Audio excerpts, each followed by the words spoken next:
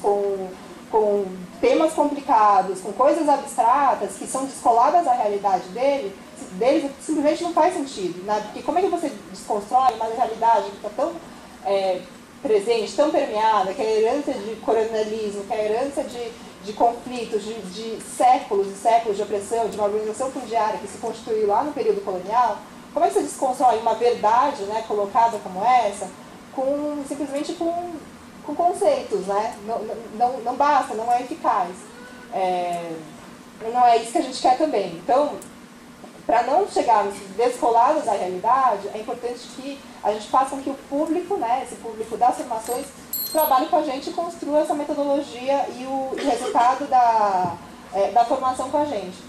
E aí recuperar, assim, daí de novo, né, recuperar assim, aquilo que ele já tem latente e realmente faz sentido. E aí quando acontece esse momento de identificação, é um momento que tem um despertar e falar, bom, isso é um problema, o trabalho escravo é um problema. Então assim, é um problema, então vamos nos mobilizar. Bom, como? Quais os instrumentos? E aí é o momento que o Escravo Nem Pensar e a Repórter Brasil como um todo entra tentando fornecer algumas ideias, algumas sugestões também de acordo com a realidade deles. O que mais? Bom, eu acho que as ações de educação, no sentido mais amplo, assim, não só para o combate ao trabalho escravo, elas têm uma função que é tem uma efetividade que é de curto, médio e longo prazo, né? Acho que elas funcionam como um potencial transformador que não é só imediato. Então, assim, se hoje, por exemplo, a gente tem alguns retornos muito, muito rápidos depois do momento que a gente faz a formação, que é, por exemplo, olha, eu fiquei sabendo depois que teve um trabalhador que deixou de migrar para uma fazenda X em outro lugar do Pará, porque o filho dele, que teve aula com uma professora que fez a formação com vocês, alertou ele que ele precisava saber para onde ele estava indo e ele não sabia para onde era, e de fato a fazenda era estranha, então ele acabou desistindo. Ou então a gente tem relatos de que as escolas onde esses professores que se formaram com a gente voltaram e desenvolveram projetos, e lá a escola virou uma referência, um ponto focal de informação sobre trabalho escravo e tráfico de pessoas. Então, assim, coisas bem a curto prazo mesmo, né, que depois de 6 meses a gente começa a escutar. Aí coisas depois de médio prazo. Olha, lugar, né, sempre pergunta, como é que é a questão de aliciamento, né? Tem carro de som girando aí a cidade, oferecendo emprego meio suspeito, tem anúncio no rádio?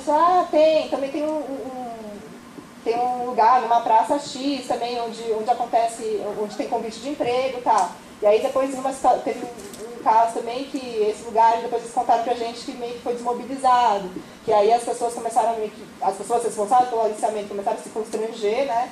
Depois que a comunidade começou a se envolver com o tema, já não era mais feito dessa forma tão publicamente. Então, a gente ouve mesmo por meio dessas pessoas um pouco esse retorno.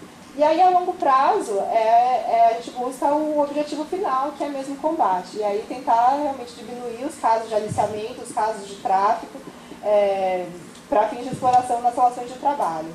E aí, o objetivo maior ainda de todos é desestabilizar mesmo as relações e essas situações de violações sistemáticas de direitos humanos, que pra gente é o nosso norte. Assim.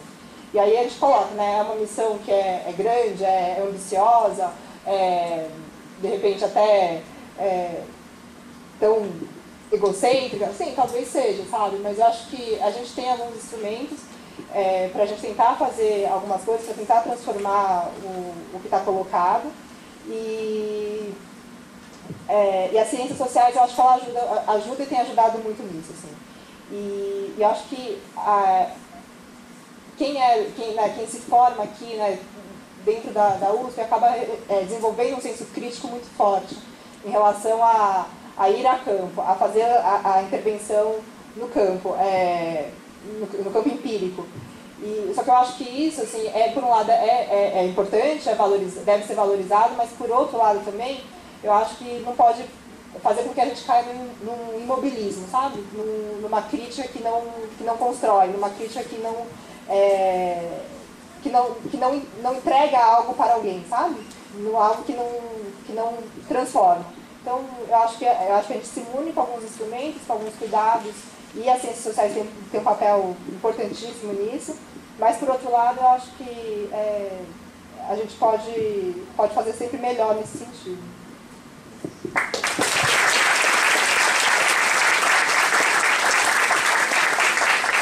Obrigada, Natália. Eu vou passar a fala agora para a Suzana. Obrigada. Eu quero agradecer o convite, em nome do Diese, meu nome. E é com muito prazer que eu volto a estar aqui nessa casa onde eu passei muitos anos da minha vida.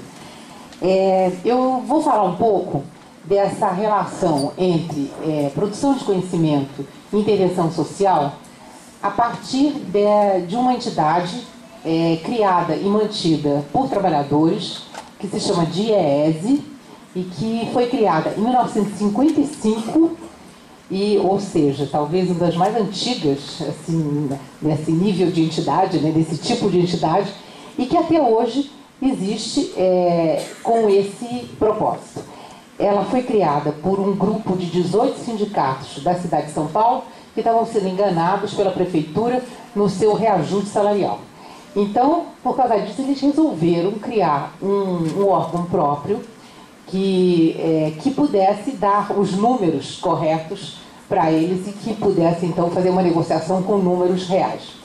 Isso foi em 1955. DIEESE, para quem não sabe, quer dizer Departamento Intersindical de Estatística e Estudos Socioeconômicos. Departamento porque, na época, o modelo de universidade era o modelo francês. Então, seria o primeiro departamento de uma universidade do trabalhador. Isso foi em 1955. De lá para cá, o DIEESE cresceu, teve momentos muito difíceis na época da ditadura, teve momentos em que os poucos técnicos que trabalhavam naquela época tiveram que pegar as coisas e cada um levar para sua casa, porque era para ser queimado, para ser destruído toda essa produção. Mas, aos poucos, depois do fim da ditadura, com essa construção democrática que nós estamos fazendo, ele foi crescendo. Hoje o DIEESE, ele que começou com um técnico, aliás, um sociólogo. O Albertino, exatamente, o Albertino. Começou com um técnico, teve uma técnica, uma diretora técnica que é daqui, Luísa Martins, ela foi diretora técnica do DIEESE. Hoje ele tem, ao todo, mais ou menos 120, nós chamamos técnicos, são todos graduados, mestres e doutores, muitos mestres e doutores, na área de economia, na área de sociologia, na área de antropologia, na área de educação, na área de história, na área de engenharia de produção, na área de filosofia, na área de história, já falei. Então, existe uma produção de conhecimento que é uma produção interdisciplinar, multidisciplinar, para atender às necessidades dessa classe trabalhadora. O DIEESE, ele produz, assim, e começou em São Paulo, com um escritório pequenininho, e hoje tem escritórios regionais em 17 estados da União, das capitais.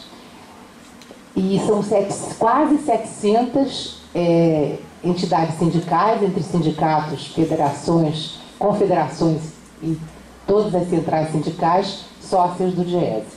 É um órgão que é mantido pelo movimento sindical.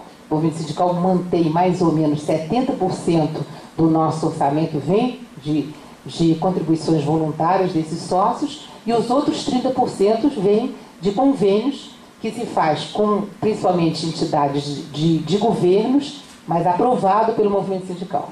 Isso não é qualquer pesquisa ou qualquer coisa que a gente faz. Bom, nós temos 3 áreas de atuação: a área de pesquisa, a área de educação e a área de assessoria. Na área de pesquisa e na área de educação são as 2 áreas importantes de produção de conhecimento. Tanto na área de pesquisa como na área de educação, o DIEESE produz um conhecimento que, como diz o seu estatuto, eu não vou saber repetir literalmente, mas é um conhecimento com o uso do método científico para a transformação da sociedade. Esse é o objetivo da produção desse conhecimento. Não é um conhecimento para a manutenção do status quo, mas é um conhecimento que tem como objetivo explícito no Estatuto do DIEESE a transformação da sociedade. Bom, para mostrar um pouquinho só o que a gente faz e mostrar a abrangência disso, eu vou só dar alguns exemplos aqui. É o nosso relatório de atividade 2011 e só algumas coisas. Por exemplo, em 2011 nós fizemos 2 grandes jornadas nacionais em todos esses estados onde o Brasil, onde o DIEESE tem escritório, sobre negociação coletiva e trabalho decente, e negociação coletiva em cenários de crescimento econômico. Então, são 2 questões que estão na pauta da sociedade e que o DIEESE discute com trabalhadores, com sindicatos, mas também com trabalhadores avulsos, em todas as áreas onde ele atua. Todos essas reuniões das jornadas, além do público presente, todas elas foram transmitidas pela internet. Então tem realmente uma difusão muito grande. Além disso, olha, a gente participou de todas as mesas nacionais tripartite de melhoria das condições de trabalho. Então, uma coisa que é importante dizer é que no início da sua vida, o DIEESE tinha como, e ainda tem, né, como tema central a questão do trabalho, as condições de trabalho, as relações de trabalho, a saúde do trabalho. Mas hoje em dia, a pedido do movimento sindical, ele aumentou essa área de conhecimento. E tem outros temas que são objeto dessa produção de conhecimento. Só para vocês terem uma ideia também, o DIEESE participou em 2011 de 635 negociações coletivas, onde ele usa o conhecimento na hora em que ele é preciso, né? O técnico está lá, quem faz a negociação normalmente é o dirigente sindical, mas o técnico está lá do lado e usa, tanto o sindicalista como o técnico usa esse conhecimento. Aliás, nós no DIEESE brincamos que o grande objetivo do DIEESE é desaparecer. É um dia que essa sociedade não precise mais desse conhecimento, né, que tem como fundamento a descoberta, o desvendamento da dominação, né, e da exploração, ou então que o movimento sindical já esteja tão preparado que não precise de alguém de fora para fazer esse trabalho. Nós também tivemos reuniões em assembleias de entidades sindicais, 1.793, 214 seminários longos, de uma semana, por exemplo, 161 palestras, enfim, nesses diferentes temas. Então, mas para dar um exemplo mais específico, eu vou falar de 2 projetos recentes do movimento sindical que foram muito interessantes. O primeiro deles aconteceu no ano passado, e a gente dá um nome sintético de PCDA, Programa de Capacitação de Dirigentes e Assessores Sindicais. É o número 2. Lá na década de 90, quando havia um processo muito grande de restauração produtiva no Brasil, o DIEESE deu, durante 10 anos, ele deu esse curso. É um curso de 6 semanas, em regime de imersão, 2 semanas, 2 semanas, 2 semanas, que naquela época tratou de todas essas questões relativas à restauração produtiva. A gente gosta muito quando vê que antigos alunos nossos são hoje presidentes de sindicatos, são hoje governadores de estado, alguns ministros. Não é que isso seja chique ou para isso, mas eu vi que esse conhecimento, de alguma maneira, foi e está sendo utilizado. Agora, recentemente, no ano passado foi a primeira edição e agora vai começar em junho a segunda edição. Nós, a pedido do movimento sindical, nós estamos fazendo uma segunda edição do PCDA, com um outro assunto. E o assunto é o seguinte: nós estamos num momento em que o Brasil tem uma possibilidade de ir um pouco além do crescimento econômico e construir um processo de desenvolvimento. E esse curso se chama Trabalho e Desenvolvimento.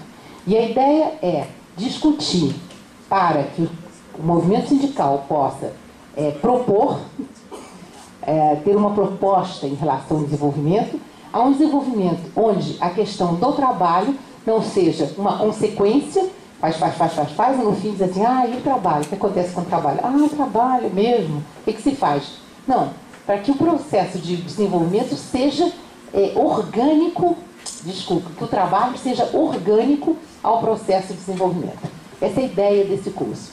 E só para dizer para vocês, nós tivemos, são 40 só, agora nós estamos repetindo, vai começar o segundo, mais 40, e o que nós discutimos? Claro que a gente discutiu trabalho, claro que a gente discutiu produtividade, claro que a gente discutiu indústria, industrialização, desindustrialização, mas discutimos também o sistema financeiro, e o papel e o lugar do sistema financeiro e a força que ele tem nesse momento. Discutimos também arte e cultura, discutimos educação, discutimos saúde.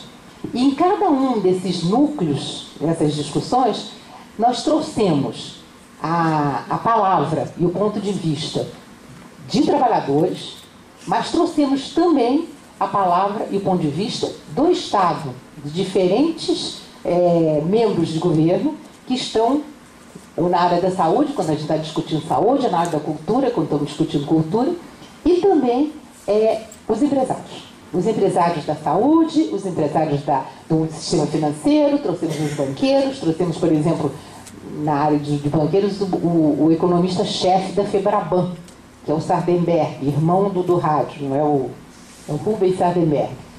Que, aliás, é muito engraçado, ele bem interessante. Ele chegou lá e disse assim, eu sou liberal, vocês são outra coisa.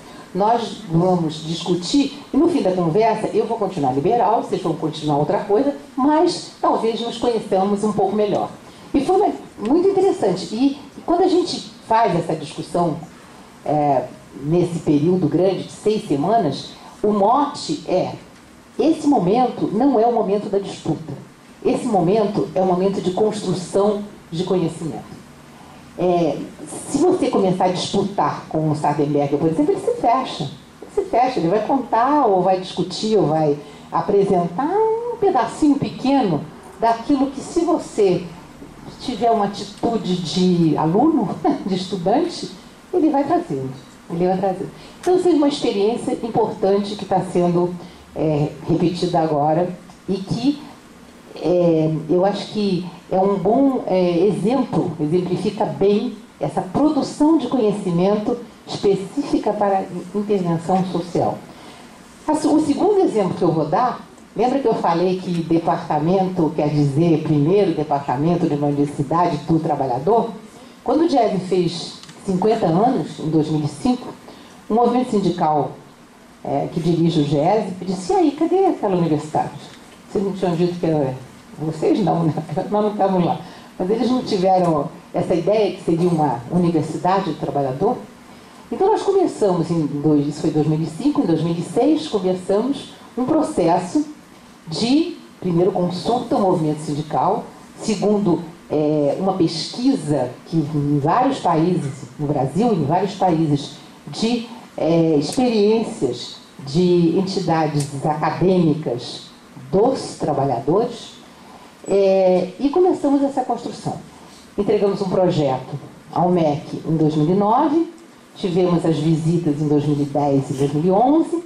Em outubro de 2011, o Conselho Nacional de Educação aprovou, com louvor, por unanimidade, a Escola de Ciências do Trabalho, que é uma escola do GES e que pretende formar intelectuais trabalhadores.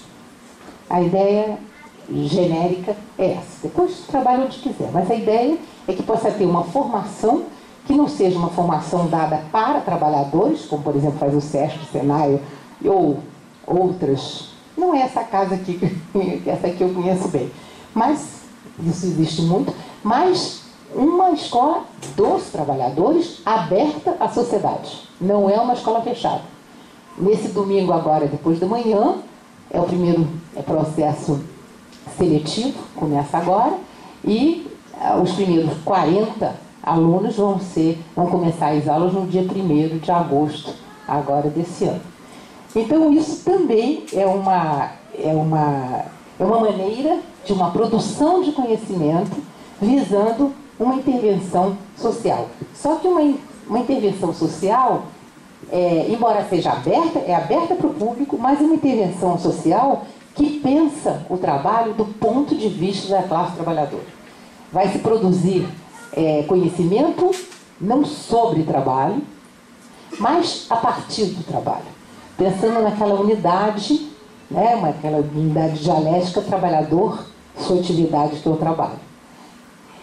E uma concepção formativa, um pouco parecida, aqui, como você nos disse, em que você tem, de um lado, um conhecimento socialmente produzido, importante, um conhecimento do aluno, seja ele quem for, do aluno, que não é só um conhecimento, a gente tem da experiência, não, ele tem conhecimento que vai além não só da experiência prática, mas tem também esse. E o papel do professor aí é o papel de mediação desses dois conhecimentos para a produção de um novo conhecimento. Nós estudamos muito, e tem um grupo, eu faço parte desse grupo que conduziu um pouco esse projeto. Nós estudamos muito os mais recentes, mas estudamos também os mais antigos, o Vygotsky e sua turma, que pensam dessa maneira a questão da produção de conhecimento no ser humano. Então, acho que é isso. Esses são os... Isso aqui, não sei quando foi, mas eu também já estou acabando. Foi agora. Não, mas eu já estou acabando.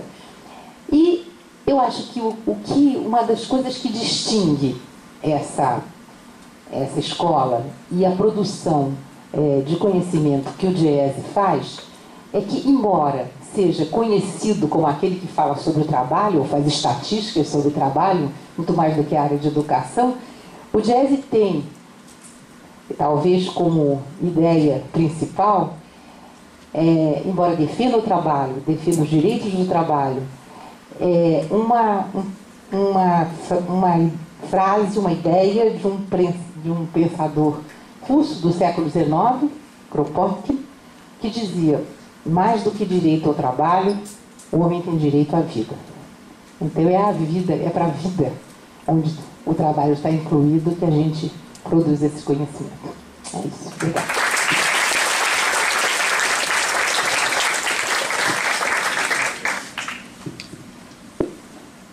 Obrigada, Suzana. Agora a gente vai abrir para 10 intervenções de 2 minutos. Podem fazer a inscrição levantando a mão. Ju? Mais alguém? Gabi? Letícia, 3 intervenções por enquanto.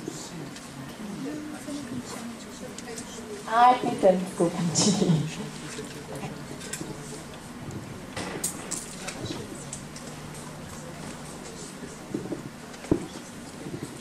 Primeiro eu queria parabenizar, quer dizer, acho que a construção aberta da SEX, ela traz algumas surpresas para nós, né? E acho que meu nome é Juliana, antes de tudo. Que uma ótima surpresa que a gente teve foi justamente a composição dessa mesa, porque a gente pôde, a gente foi muito feliz nesses 3 convites. Acho que a gente pode ter uma perspectiva, quer dizer, de 3 programas, quer dizer, são falas que em si elas têm algo, quer dizer, central, que é justamente essa tentativa de transformação e articulação entre conhecimento e atuação na sociedade, mas de 3 projetos diferentes. Eu acho que isso, para nós, estudantes de ciências sociais, e se tiver alguém aqui mais, isso abre, quer dizer, a gente tem certas inquietações, né, enfim, durante a formação do curso, e acho que isso abre perspectivas para a gente de, bom, nem tudo está perdido, quer dizer, a gente vai conseguir, de alguma forma, colocar esse conhecimento em prática, quer dizer, existe algum lugar que a gente possa, talvez, colocar esse conhecimento em prática de uma forma que não se sinta tão oprimido e etc e tal. Tenho 2 perguntas. A primeira é para a Suzana, porque eu fiquei muito... Eu queria saber mais sobre o currículo desse curso que vocês estão abrindo agora, de formação do trabalhador. Quer dizer, eu achei muito engraçado quando você usou a expressão formar uma classe trabalhadora intelectual, né? Tem um pensador marxista, Jacob Gorenger, e ele fala justamente que a classe que vai fazer a revolução, quer dizer, pensando nos moldes de hoje, etc. e tal, são os trabalhadores intelectuais, né? Quer dizer, ele tira da classe operária, quer dizer, e coloca operário, mas não da classe operária, não no sentido estrito sensu, mas pensando numa nova sociedade na qual não existe só apenas... Enfim, e aí eu fiquei pensando, nossa, mas que coisa, né? Eu li isso acho que faz umas 2 semanas, assim, fiquei pensando, enfim, como articular isso? Quer dizer, não faz muito sentido para mim, mas... e aí eu queria perguntar para você, quer dizer, que tipo... Se são aqueles discussões em classe, quer dizer, se tem alguém formado passando... E como vocês organizam o currículo? E para o professor Rui, eu anotei uma perguntinha, então vou fazer, só um minuto.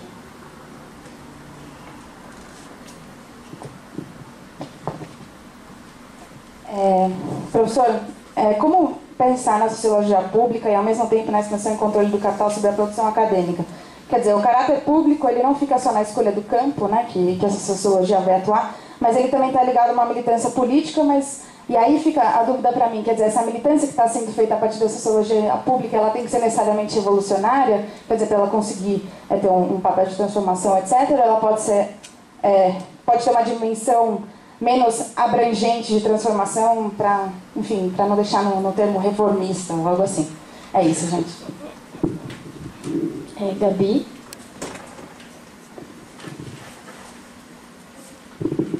Oi, Gabriela, segundo ano.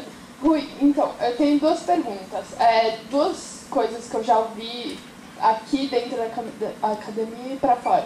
A primeira é que esse profissional, não só da sociologia pública, mas cientistas sociais em geral, que vão tentar mudar uma realidade, é um profissional não tanto pesquisador, no sentido que, por exemplo, eu vi da antropologia, é aquele cara que é muito participante e pouco observador, então não consegue fazer trabalho acadêmico que vale.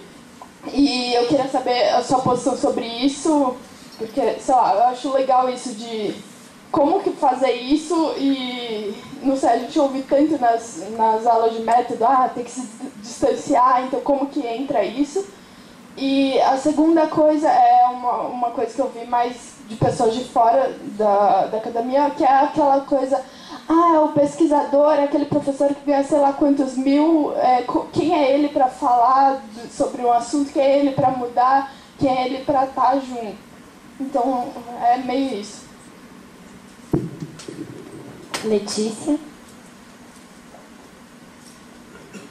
Gente, quem quiser fazer perguntas pode ir se inscrevendo, tá? Tem bastante vaga. Oi, eu também vou reiterar o que a galera tem dito sobre a composição. Fico bem feliz, foi bem interessante, apesar de não ter pego a fala do Rui. E a primeira coisa que eu gostaria de falar é sobre esse gancho que a Gabi falou. Quem são esses sujeitos que produzem esse conhecimento? E articulando com o nome da mesa, né, possibilidades e experiências da articulação entre conhecimento e intervenção social, é importante, acho que é fundamental pensar quem são esses sujeitos, de onde eles estão falando. E, por exemplo, a gente tem 2 casos aqui que são interessantes nesse sentido. Eu peguei um panfletinho da Escola Nacional, né, Florestan Fernandes, e o caso da Escola do Diese. Quem são os sujeitos que estão lá, e isso vai afetar diretamente no conhecimento que está sendo feito.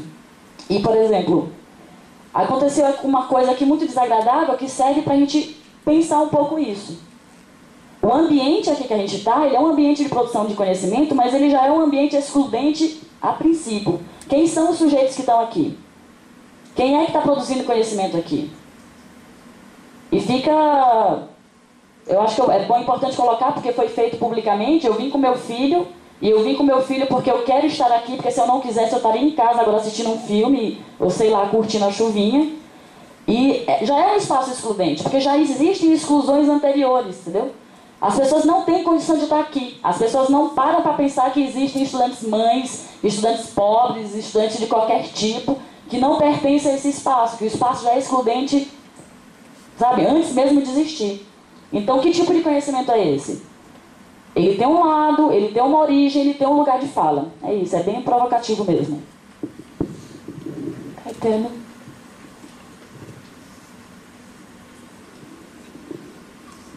Obrigado, Mabu. Bom, primeiro, boa noite para o Rui, para a Natália, para a Suzana.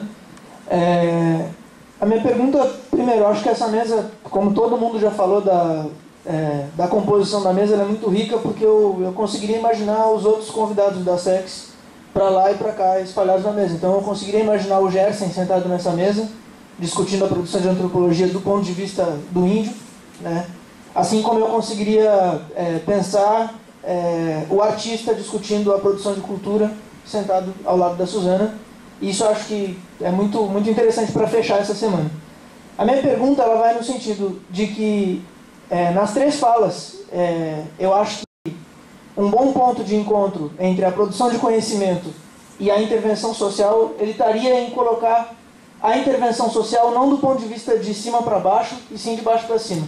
Ou seja, o sociólogo está junto com quem está apanhando da polícia para fazer uma sociologia diferente, assim como o educador ser educado junto com a sua turma para explorar o tema do trabalho escravo, podendo capacitar essa turma também, mas no processo e não a partir dele apenas, assim como o trabalhador se envolver, né, no que vai ser formulado e então dito pela classe trabalhadora, e não apenas como a classe trabalhadora receber melhor o conhecimento. Então acho que um conhecimento que emerge e não um conhecimento que é imposto, eu acho que seria um bom ponto de encontro para essas perspectivas apresentadas nessa mesa. Só que eu acho que a gente está numa sociedade que tem, digamos, em termos muito amplos, uma remuneração diferente para os de cima e para os de baixo. Então, o meu ponto que eu queria colocar é como pegar essas 3 perspectivas, e eu vou resumir numa pergunta, mas que eu acho que nos ajuda a pensar, inclusive, não sintam-se pressionados a dar uma resposta sim ou não cabal, mas para todo mundo aqui pensar junto. Como de fato financiar? Como servir de recursos essas experiências diferentes que não vêm de cima? Porque as experiências que vêm de cima são muito fáceis de financiar, e as de baixo são difíceis. Então, como dar meios materiais para desenvolver essas experiências que vêm de baixo, e se o Estado é ou não uma possibilidade para essa estrutura. Obrigado. Temos mais intervenções ou perguntas, gente? Não? Então, se ninguém mais vai... Você quer? Não. Se ninguém mais vai falar nada, acho que a gente podia voltar para os debatedores, mas eu tenho um informe que no final dessa sessão vai ser sorteada uma assinatura do Le Monde Diplomatique Brasil e de um livro da Boitempo. A gente pode voltar aqui na ordem inversa, como foi pela Suzana. Eu já respondo aos 3, né? Que fizeram. Juliana, o currículo dessa escola. Discutimos durante uns 5 anos. E como ela... e quando a gente apresentou o MEC mandou chamar a gente lá. Porque, eu não sei se você sabe, a gente apresenta e o que se propõe tem que estar de acordo com diretrizes curriculares. Só que não existe no Brasil esse campo do conhecimento, ciências do trabalho. Isso existe em Portugal, Espanha, mas do lado empresarial. No Brasil não existe nada nesse sentido. No entanto, muitas outras áreas de conhecimento escrevem sobre trabalho, com muita propriedade, não é isso. Mas então, a gente escrevia a coisa e voltava para a gente assim, olha, isso aqui não atende às diretrizes curriculares, não atende, e depois no final diz assim, mas não existem diretrizes curriculares. Aí a gente falou, então como é que faz, né? Então fomos chamados a CESU, que é a Secretaria de Ensino Superior do MEC, e fomos conversar e dizer o que é. Estamos gostando muito desse projeto, mas como é que é isso? Então a ideia que se chegou, não é a ideia, mas enfim, a forma que se chegou para se levar isso adiante é que esse curso é um curso experimental. Experimental não no sentido de que é ruim e vai ser bom. Experimental no sentido que ele vai ser sempre experimental. Ele vai ser sempre se transformando, mudando e experimentando. De que maneira se faz essa produção de conhecimento. Bom, então a partir daí a gente foi sendo, a gente foi credenciado e autorizado. Hoje, viu? Hoje saiu a portaria da autorização do bacharelado. No dia 5 de abril do credenciamento, embora o Conselho tenha aprovado em outubro do ano passado, Só dia 5 de abril saiu a portaria, assinada já pelo novo ministro do MEC, de credenciamento, e hoje saiu a autorização do curso. Bom, o que tem esse currículo? Em primeiro lugar, só o primeiro ano é que ele é fixo do jeito que ele aparece, que ele foi aprovado, porque isso é obrigatório, né? Esse primeiro ano, esse currículo como um todo, como não existe esse campo de conhecimento, o MEC nos pediu que nós fizéssemos uma tentativa de constituir esse campo do conhecimento. E você, para constituir o campo do conhecimento, você não parte do nada, você parte do que já existe para se diferenciar, né?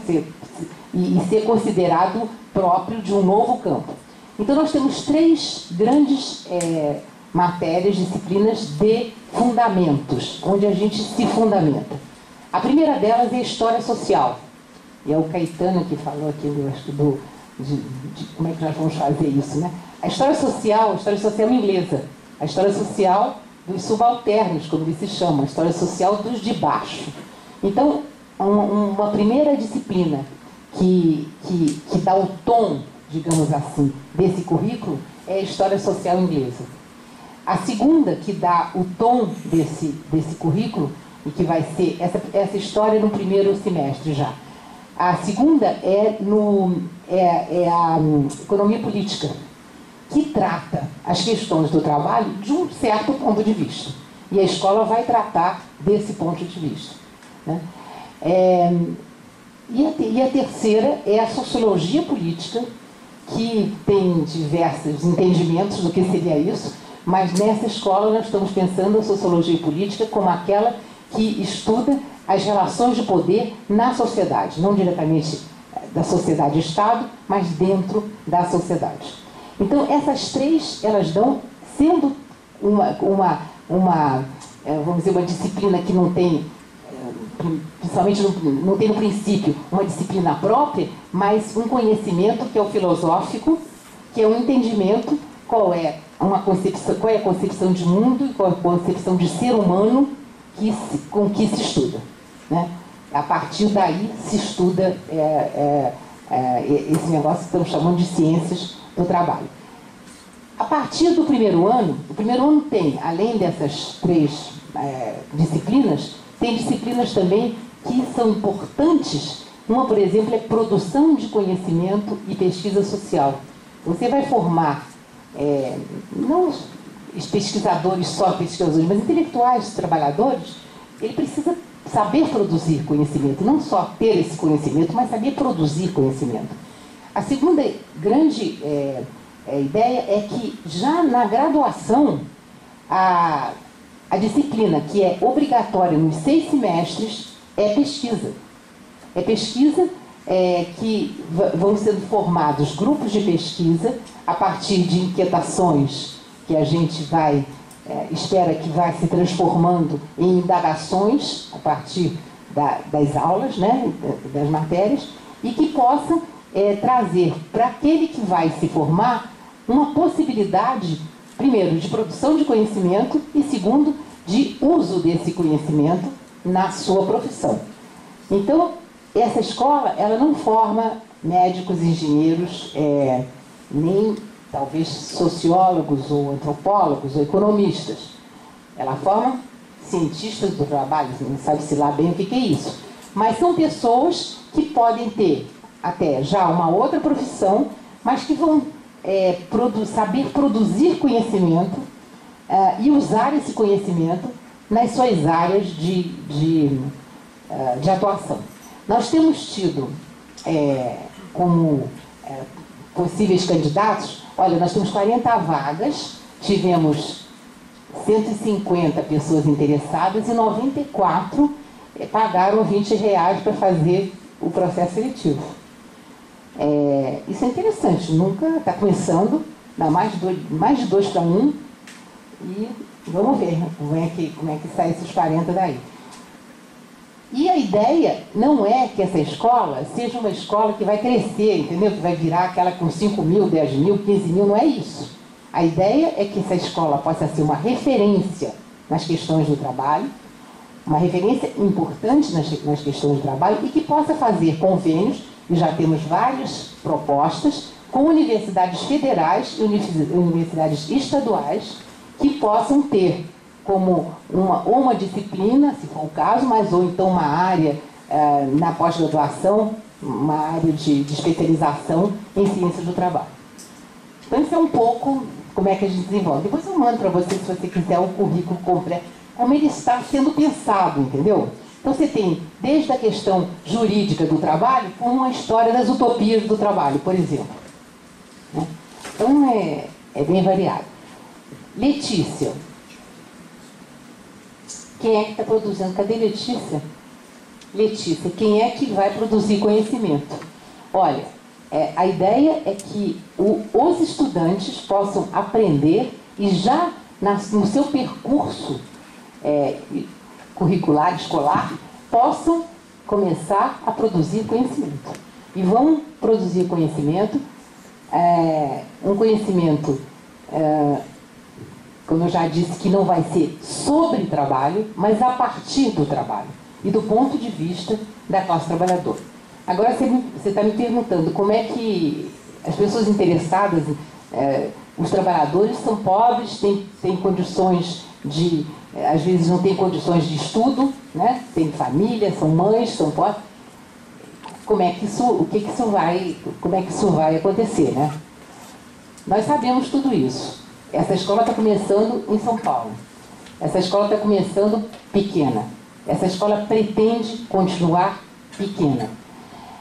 Mas, apesar de pequena, poder produzir conhecimento de qualidade, desse ponto de vista, e, repetindo, essa ideia de poder ter convênios com universidades federais e universidades estaduais, onde, nem sempre, mas onde existe talvez mais possibilidade do que nas universidades privadas, daqueles pobres poderem acessar. Nós não temos ainda, porque estamos no começo, não tivemos ainda financiamento. Alguém falou em financiamento? Foi o Caetano, né? Cadê o Caetano? Está ali. Como é que isso vai ser financiado, né? Porque nós temos um corpo docente, uma parte do Diese, e uma parte de fora. E nós fizemos questão de pessoas muito bem qualificadas, mas dentro de uma certa concepção, né? Uma certa concepção de mundo, uma certa concepção de ser humano, uma certa concepção de sociedade. E uma ideia de transformação. Isso nós fazemos questão nesse corpo docente. Como é que você financia isso, né? Claro. A ideia é que a gente possa ter, e construindo, isso não está construído ainda, mas já está sendo, vamos dizer, não ainda negociado, mas já conversado, que a gente possa ter uma política de bolsas, né, em que provavelmente o critério, está sendo discutido ainda, será a renda familiar.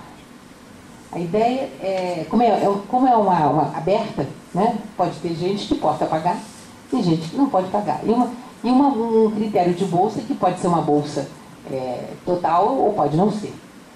A ideia é essa. A ideia é que a gente possa ter uma política de bolsa para que pessoas que não... ela é privada, ela não é pública. Ela está dentro do sistema público. Fizemos questão, o movimento sindical fez questão, dentro do sistema público de ensino, mas não é uma escola pública. E uma última coisa que eu queria falar é o seguinte: eu acho que uma entidade que tem vai fazer 57 anos em dezembro, que tem essa produção de conhecimento e que agora se aventura na área acadêmica, ela só teve sucesso, eu acho, porque nós temos um corpo técnico de mais ou menos 120 intelectuais formados nas melhores universidades brasileiras, que trabalham no Diese. Não vou nem dizer qual é o salário, porque eles vão ficar com pena, mas nós trabalhamos, eu trabalho no Diese há 27 anos, cansei de receber convite para ir trabalhar em empresa, trabalhar no governo. Não quero, um projeto de vida. E esse projeto de vida é mais por esse lado aqui. Mas eu acho que isso se manteve, isso cresceu, isso está podendo, de alguma maneira, fazer um tipo de intervenção social, porque a direção política do Diese é dos trabalhadores, é do movimento sindical. Com toda a sua diversidade, o movimento sindical não é uma coisa homogênea, os projetos podem ser semelhantes, às vezes até mais diferentes, mas são trabalhadores. São trabalhadores. Então, a direção técnica do Diese, ela produz conhecimento da melhor forma possível.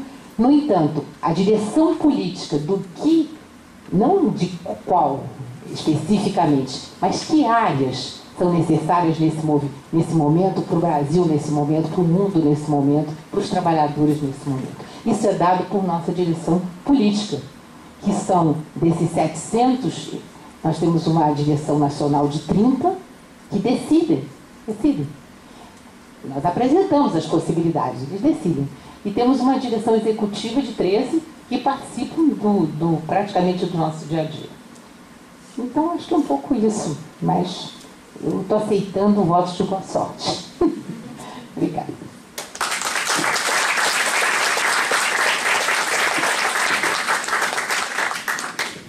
Bom, acho que eu vou começar comentando um pouco a pergunta da Letícia, né? Que ela perguntou quem são os sujeitos que vão articular e produzir esse conhecimento.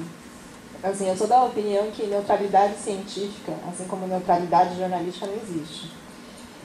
Enfim, quem faz são seres humanos com um background constituído, com culturas diferentes, com vivências diferentes.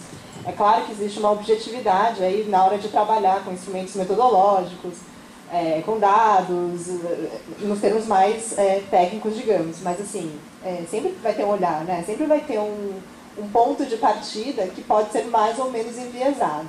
Objetividade total, né? Isso, assim, eu pessoalmente não acredito que exista. Então, assim, no nosso caso, que a gente trabalha para uma causa específica, a gente assume posições ideológicas e posições políticas, né? A gente assume posições de atores políticos, né? E eu acho que a questão não é nem defender a objetividade e a neutralidade nesse caso, mas sim de assumir e deixar claro qual que é a sua posição no meio do jogo. Bom, e aí assim, aí a questão que resta, assim, bom, então o modelo que é aplicado na hora que você vai a campo é sempre enviesado? Em alguma medida eu acho que sim, eu acho que é enviesado sim. E como lidar com isso? Eu acho que primeiro é ter isso claro, né? E aí sempre numa posição muito de autocrítica, muita de reflexão, de como é que você está intervindo nessa realidade, como é que você está produzindo esse conhecimento. Então acho que a partir do momento que você assume que você está assumindo uma posição política e ideológica, você segue em frente, né? E aí você deixa bem claro isso para os atores e para os seus pares com quem você está lidando naquele momento. E quando a gente vai para as formações, quando a gente vai fazer articulação política, é isso que a gente faz. Então fica claro, né, que a gente combate o trabalho escravo e daí todas as implicações que decorrem disso. E daí muita gente pergunta, mas como é que vocês levam essa metodologia que parece ser tão simples para uma realidade que é tão complexa? É óbvio que é complexa, e ainda bem que ela é complexa nesse sentido, né? Porque se fosse simples, a gente não precisaria, né, trabalhar dessa forma.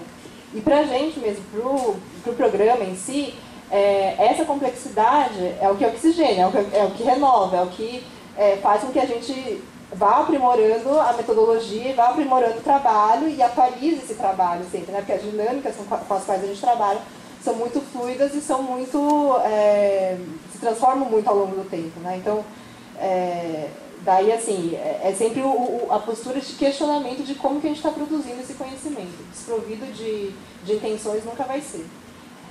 Daí o Caetano me perguntou como prover recursos, né, para você fazer essas ações que são diferentes daquilo que está colocado, daquilo que é predominante hoje.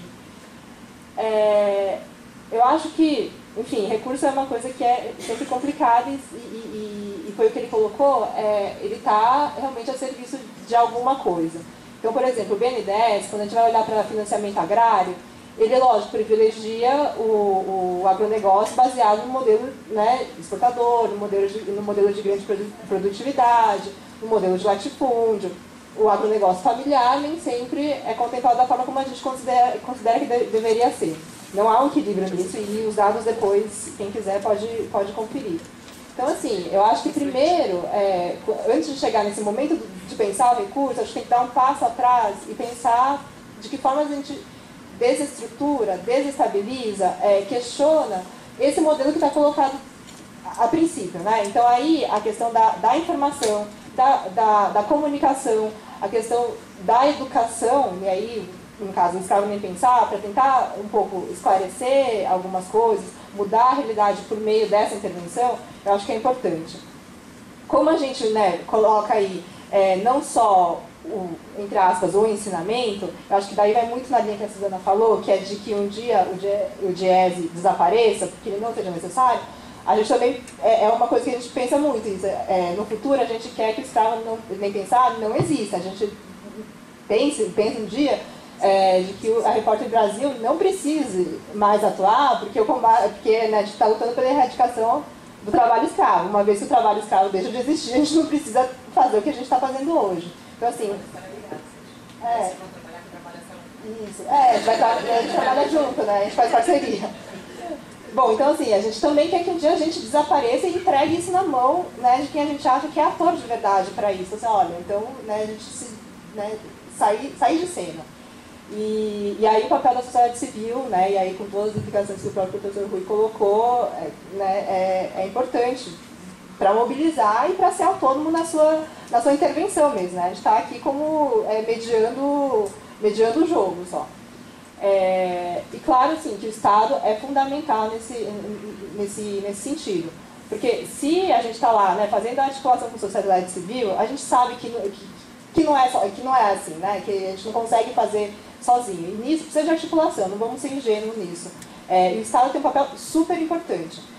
Posso até pontuar uma coisa mais concreta, por exemplo, o Escravo Nem Pensar, algumas ações, ele é financiado pelo Estado. Então, assim, não sei se vocês conhecem, quando acontece uma medida judicial contra um fazendeiro condenado por trabalho escravo, ele é obrigado a várias sanções, entre elas o TAC, que é o termo de ajustamento de conduta.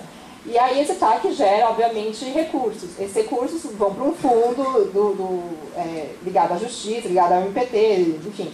E quando é relacionado ao crime de trabalho escravo, esse dinheiro vai direcionado para ações que combatam o trabalho escravo. Então, assim, a gente já recebeu muito dinheiro de TAC para desenvolver materiais, para fazer as formações, para desenvolver metodologia. Então, assim, de alguma forma, é o Estado trabalhando com a gente, né? E de forma articulada. E aí, claro, eu só falei da parte de prevenção, que é uma das áreas da Repórter Brasil, mas também tem todo um trabalho de articulação política, ou seja, de lobby mesmo. Então, por exemplo, para quem não sei que vocês acompanharam, no dia 22 teve a votação da PEC do trabalho escravo. Bom, a Repórter Brasil foi lá fazer a sua articulação política para aquele negócio ser votado, né? Estava parado há 8 anos na Câmara. Então, assim, tem todo um outro lado que é isso, a articulação política, né? Então, assim, debater com o congressista. E aí, no seu sentido mais límpido, intervenção, articulação, é ação com o Estado. Então, assim, obviamente, não vamos ser ingênuos, o Estado é fundamental para que essas coisas possam acontecer, né?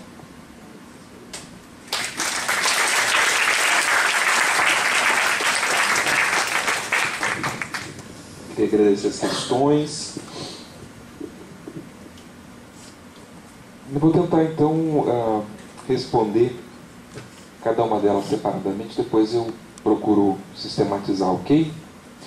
A Juliana, a sociologia pública, a relação com a militância, se é possível ter uma sociologia pública que não seja revolucionária.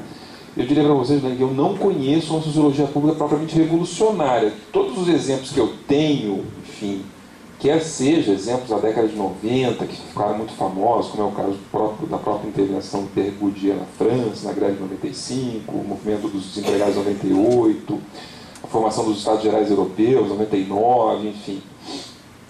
São sempre intervenções, abre aspas, reformistas, né? Como ocorre basicamente o mesmo nos Estados Unidos. A sociologia pública americana ela é fundamentalmente reformista, desde aquela sociologia pública que é feita nas escolas por professores de sociologia que militam, enfim, com os seus alunos em escolas públicas, no sentido de, enfim, melhorar a qualidade do ensino de sociologia, ou então conseguir recursos para investir nas escolas, e a partir daí produzem projetos de pesquisa que quantificam, que analisam, enfim, que denunciam a condição das escolas para angariar, para fazer lobby, angariar recursos, etc, etc. Até aquela sociologia pública que é feita nas universidades, com financiamento da Fundação Nacional de Ciência, etc., ela tem uma natureza reformista, né? Isso não quer dizer que não haja espaço para, enfim, uma sociologia pública de natureza mais radical, alguma coisa. Até porque, num país com as características do Brasil, eu costumo dizer isso, né? O pessoal ri, etc. e tal, mas existe um fundo de verdade, né? Um reformista consequente num país como o Brasil, ele é um revolucionário em potencial, porque as concessões que o Estado e as empresas estão, vamos dizer assim, propriamente dispostos a fazer são tão pequenas que mesmo as lutas mais elementares por reforma social tendem a transcrescer, ou seja, tendem a, vamos dizer assim, romper com aqueles limites propriamente de uma, abre aspas, proposta de reforma social. Por conta de características de ser um país de capitais de periferia, enfim. Então a gente tem aí um ponto que me parece importante, né? Ou seja, isso não quer dizer que a sociologia pública seja essencialmente reformista também. Nos Estados Unidos, por exemplo, tem muita gente fazendo sociologia pública em igrejas, enfim. Então você tem inclusive um conteúdo, abre aspas, conservador, né, na sociologia pública, quer dizer... Enfim, o que eu quero dizer é o seguinte, em resumo, não há necessidade de você ser um marxista de carteirinha, assim, ou então um revolucionário desde criancinha, não é isso, para se fazer sociologia pública. Ao contrário, aliás, eu conheço muito poucos sociólogos públicos que têm essa característica. A Gabi, né? Eu diria para você, Gabi, o seguinte, cadê? Olha, a sociologia pública não é uma sociologia de segunda classe. Ou seja, a sociologia profissional, aliás, isso aí acontece no mundo inteiro. A sociologia profissional é predominante no mundo inteiro, você tem variações, não é isso? Nesses quadrantes aqui. Enfim, você vai encontrar sociedades nacionais onde a sociologia profissional não é tão proeminente, mas no mundo todo a sociologia profissional, por uma série de razões, ela tende a ser proeminente, preponderante, enfim. Isso não quer dizer que a sociologia pública precisa ser necessariamente uma sociologia de segunda categoria mal feita. Eu digo que não. A sociologia pública ela tem que ser bem feita, ela deve incorporar os métodos, o refinamento técnico da sociologia profissional, mas ela tem que ser, ao mesmo tempo, reflexiva e crítica. Por que isso? Por várias razões. A primeira delas é que não se... Como acho que a própria Natália falou, não se faz, não existe neutralidade na ciência. Aqueles, abre aspas, cientistas sociais que dizem que não, que, enfim, o importante é você fazer a tua pesquisa e que a excelência dos métodos garantirá a objetividade do conhecimento, e se a objetivo é neutro porque vale para todo mundo, isso é uma balela. Isso aí já foi desmistificado N vezes na história da ciência.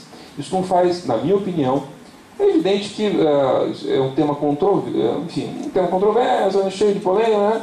Mas na minha opinião, não existe nem ciência física, química, biológica que seja neutra, portanto válida para todo mundo, quanto mais uma ciência como é o caso da sociologia, ou enfim, da ciência política, ou da economia, que fundamentalmente tem um objeto que fala, pensa, que age, que tem valores, que interage, que decide, etc. E que dialoga, eventualmente, com um pesquisador, com um sociólogo, com um projeto de pesquisa. O que eu quero destacar aqui é o seguinte, evidentemente que dizer isso não elimina os problemas da relação entre o sujeito do conhecimento científico, que é o cientista, porque pratica ciência, ou seja, produz ciência, ele foi treinado para isso, ele tem teoria para isso. do sujeito do conhecimento social, que são as classes sociais, os seus indivíduos, etc, etc. Mas a sociologia pública ela coloca essa relação entre o sujeito do conhecimento científico e o sujeito do conhecimento social num patamar de diálogo. Eu acho que esse é eu acho que também a Natália falou, não é? Essa dimensão dialógica da produção do conhecimento científico, eu acho que realmente a sociologia procura valorizar. Por quê? Porque a sociologia pública, por ser uma ciência reflexiva, ela tende a colocar em primeiro plano, ou seja, ela tende a atribuir centralidade axiológica ao conhecimento dos subalternos. Isso não significa populismo científico, isso não significa que você tem que ter bom coração, porque os pobres são pobres, coitadinhos, etc., você tem que ir lá. Não. Porque do ponto de vista da ciência, o conhecimento dos subalternos carrega em germe uma perspectiva científica mais profunda do que o conhecimento dos dominantes. O conhecimento dos dominantes é um conhecimento reificado, profundamente engajado em interesses que são interesses refratários e alheios à ciência, e, num certo sentido, isso significa dizer, basicamente, que quem não tem efetivamente nada a perder, tem mais a ganhar com a, verdade científica. Então, o conhecimento, a ideia de centralidade axiológica do conhecimento dos subalternos, eu acho que a gente precisa levar muito a sério. Muito a sério.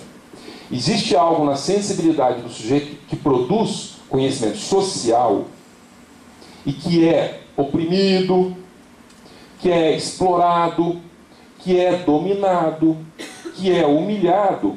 Existe uma verdade ali a respeito das relações sociais que você não encontrará naqueles grupos que oprimem, que exploram, que humilham.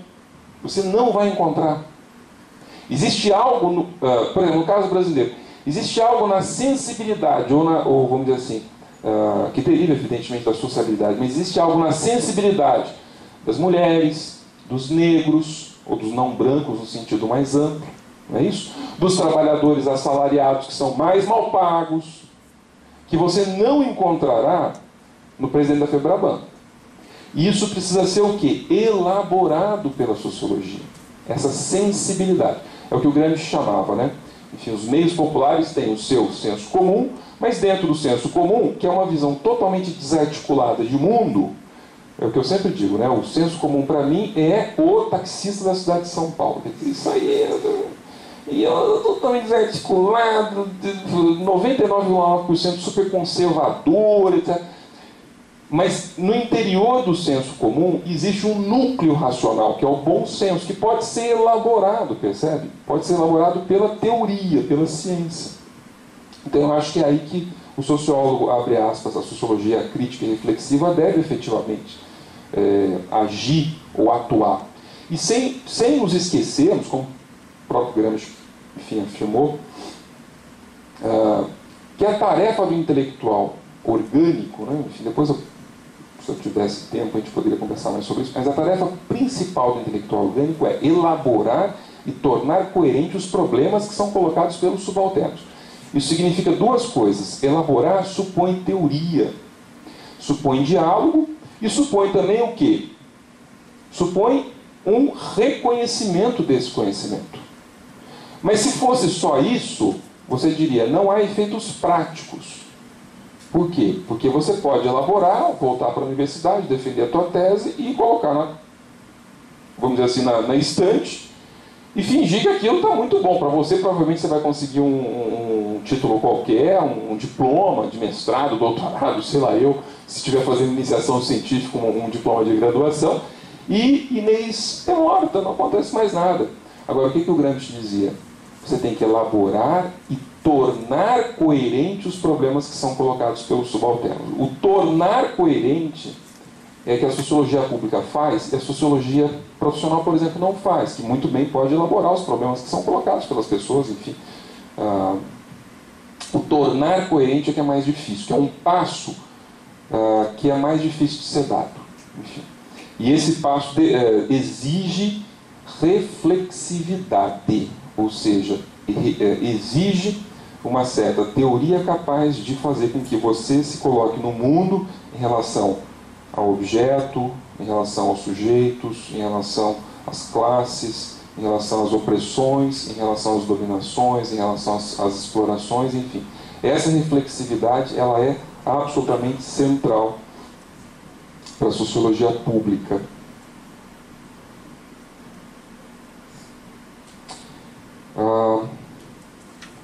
Bom, eu acho que eu falei um pouco sobre a questão que a Letícia trouxe. E, finalmente, o Caetano. Quer dizer, quem financia isso, né? Quem financia uma boa pesquisa em sociologia pública? Quem financia são as mesmas pessoas que financiam boas pesquisas em sociologia profissional. São as mesmas pessoas que financiam as boas pesquisas em sociologia aplicada. São os trabalhadores que pagam impostos, que o governo tributa, recolhe, montam os fundos, e esses fundos alimentam as agências de fomento, as agências de fomento depuram os projetos e investem aqui ou acolá. Quer dizer, são as pessoas comuns, enfim, que pagam impostos, são os trabalhadores. Essas pessoas financiam a boa pesquisa em sociologia pública. É por isso que eu sempre digo, quer dizer, se a gente quer efetivamente ampliar esse horizonte, enfim, do engajamento do sociólogo para além, você precisa ter muito presente isso. A sociologia pública não é e não pode ser uma sociologia de baixa qualidade. Porque senão você nem concorrer com vamos dizer assim, com os projetos dos outros programas, vamos dizer assim, de pesquisa em sociologia, você vai conseguir, você não vai conseguir fazer propriamente sociologia. Agora, evidentemente isso não quer dizer que você vai ficar dependendo exclusivamente dos recursos, não. Existe muito interesse absolutamente legítimo dos movimentos sociais, num sentido amplo, que envolve o movimento sindical, que envolve o movimento dos trabalhadores rurais sem terra, que envolve os movimentos populares dos trabalhadores sem teto, que envolve, vamos dizer assim, uma miríade de organizações que tem interesse em financiar pesquisas. Por quê? Porque a verdade os favorece. Por quê? Porque, como aconteceu com o Diese na década de 50, quer dizer, eles estavam sendo enganados pela coisa do custo de vida e precisavam produzir dados científicos, eles precisavam opor àquela enganação dados efetivamente críveis. E eles fizeram isso. Contrataram um contador que não deu muito certo, fez um questionário cheio de problemas, dentre os quais um questionário de custo de vida na cidade de São Paulo que não tinha o preço do feijão.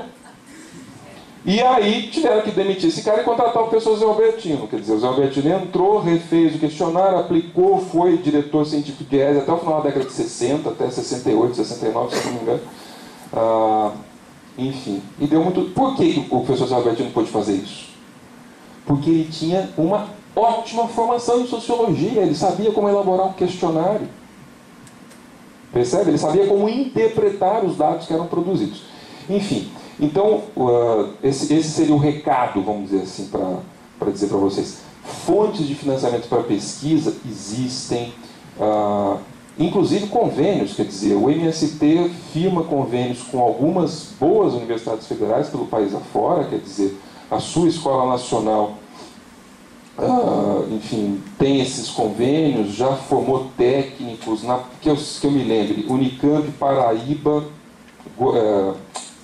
UNB, quer dizer, você tem acordo, existe maneira, quer dizer, você não precisa ficar dependendo da CAPES, CNPq, FAPESP, quer dizer, você pode ter outras fontes de recursos, enfim, absolutamente legítimos. Mas o ponto central aqui é esse, enfim, a sociologia pública não pode ser uma sociologia de segunda categoria. Porque se ela for uma sociologia de segunda categoria, ela não cumprirá com as suas tarefas, né? Com as suas, enfim, com os seus objetivos. Ok? Então, eu acho que é isso. Obrigado.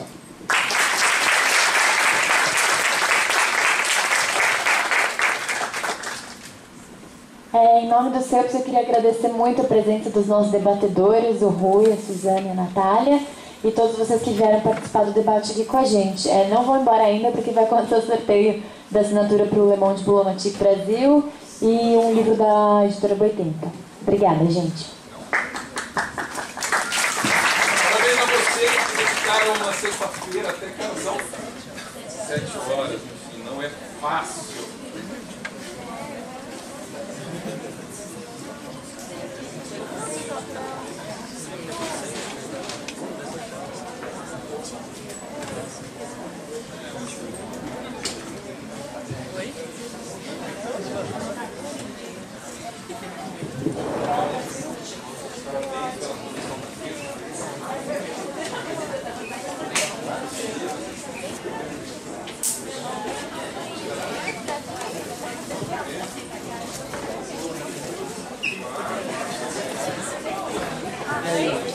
Foi bom?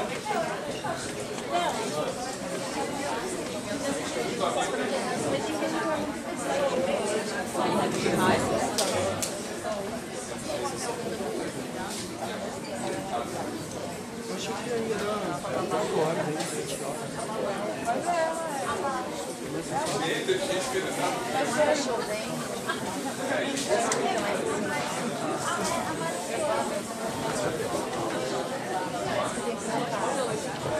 Pode me dar 2, que são muito viarados, alfabeto. Vou pensar. Você ganhar os